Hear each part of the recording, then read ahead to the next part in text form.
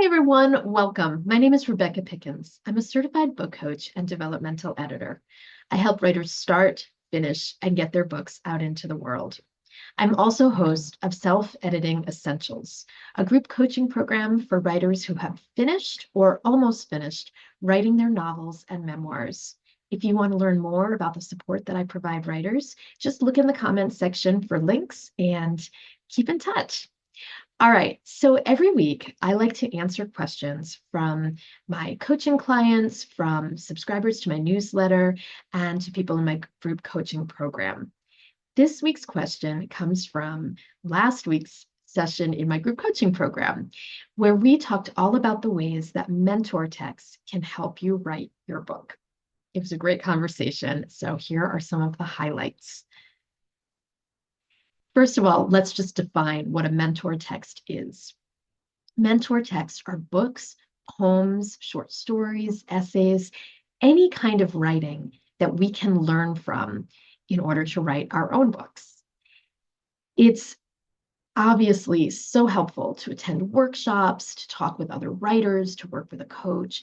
All of these things are helpful resources, but there's nothing quite like seeing those words out in the wild doing what they do, seeing how different literary elements and techniques work to make a book come together and to work well.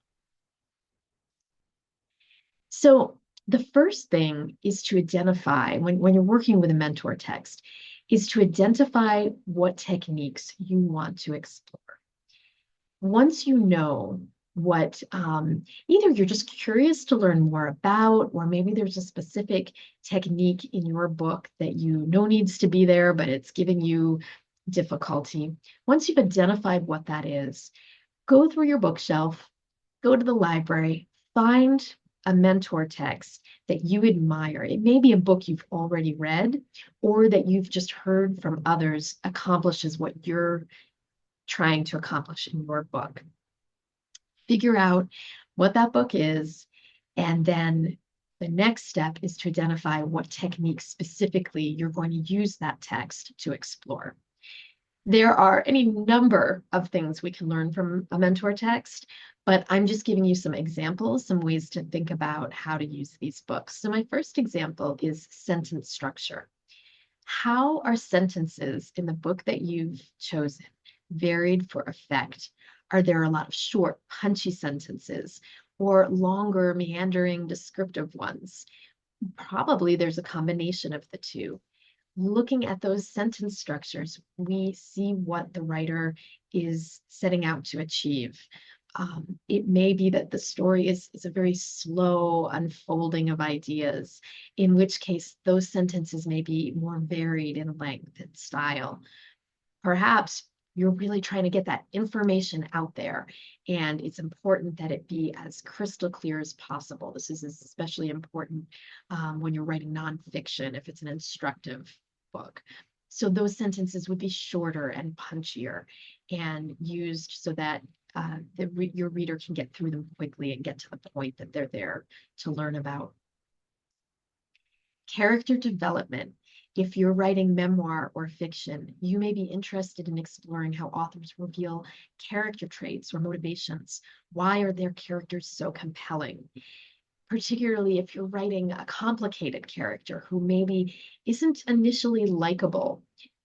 Finding a book where a writer has made a complicated, maybe very troubled character come to life on the page in a way that the reader cares about them.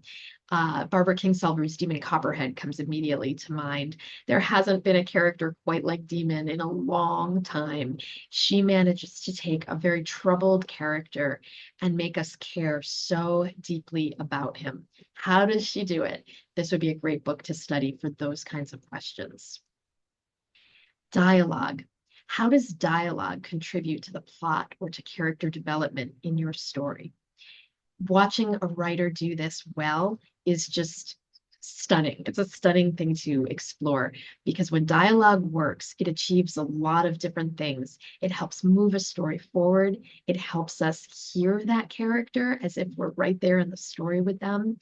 Studying dialogue, if you are planning to write in vernacular, can be especially helpful. How does the author write in the vernacular in a way that doesn't distract and that enriches and informs the story instead?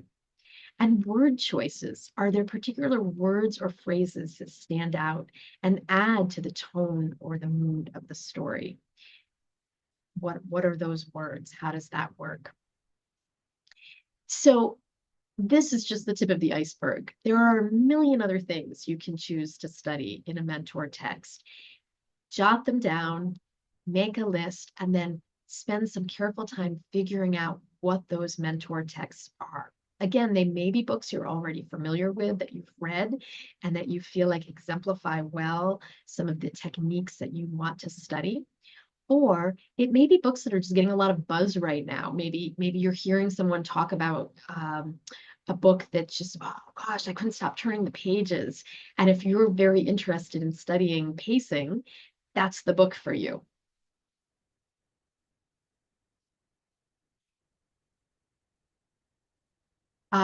So the next step would be to make sure that if you're a kinesthetic learner who really learns by feeling and engaging with materials, I would recommend buying your book, making sure that you have it in print so that you can really mark it up. Get out your highlighter, get out your stick-it notes, and just dive in and find examples in that text that demonstrate things like sentence structure, character development, whatever it is that you want to study. Finally, I've got a couple pro tips. Obviously, I am not suggesting that you go out and copy the style of these writers that you're reading. They're just to learn from, just like a workshop instructor, a college professor, anyone who has mentored you in your writing journey.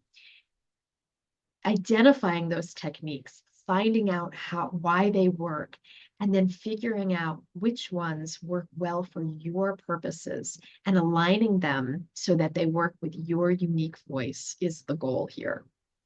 And finally, draw inspiration from a variety of genres. Reading widely will keep your own writing fresh. So if you're writing poetry, go read some fiction.